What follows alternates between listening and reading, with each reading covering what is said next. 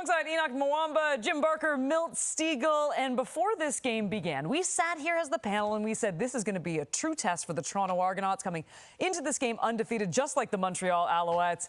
And Enoch, the test did not go well whatsoever. It was a bit of a slow start of the game, but overall, Montreal pretty much controlled the entire thing. No, absolutely, Kate. They did not pass this test. It was, the most adversity they've faced this season thus far, and they weren't able to match up to the level of play that the Montreal Alouettes came up with. I mean, you talk about Cameron Dukes. We talked about how they needed to score points in order to beat this team. We know how good of a defense the Montreal Alouettes are, and they were not able to score points. They weren't able to get enough first downs to even hold the ball long enough so that Cody Fajardo doesn't touch it. But again, you talk about all the weapons that he's surrounded with.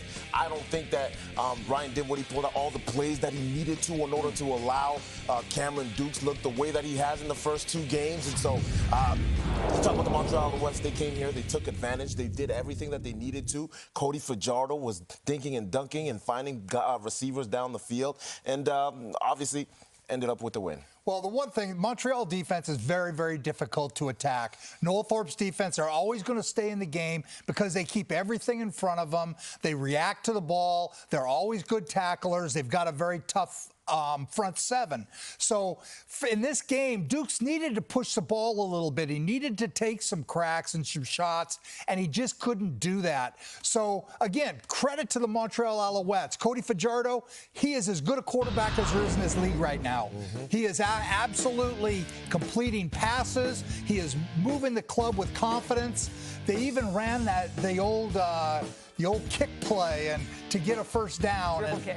Again, you think, well, they'd be looking for it because that's their play. So again, Montreal, all credit to them. Yep. They're the best team in the league right now. Yep. They've shown it. They're great on defense. They're outstanding on offense. They really don't have any weaknesses, Milt. Most dominant team, and I won't say it's not close, but they're the clear-cut favorite best team in the CFL right now. And we knew this was going to be the measuring stick for young Cameron Dukes. Could he go out there and showcase his skills if he had to drop back more than what he's been doing those first two games? And he just couldn't get it done.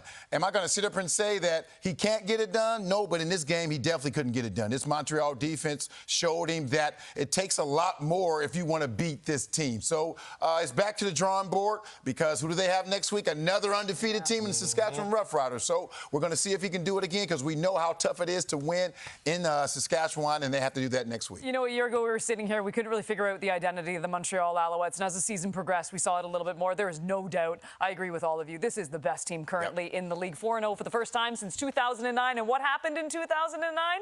They won the Grey Cup as we send it back to SportsCenter.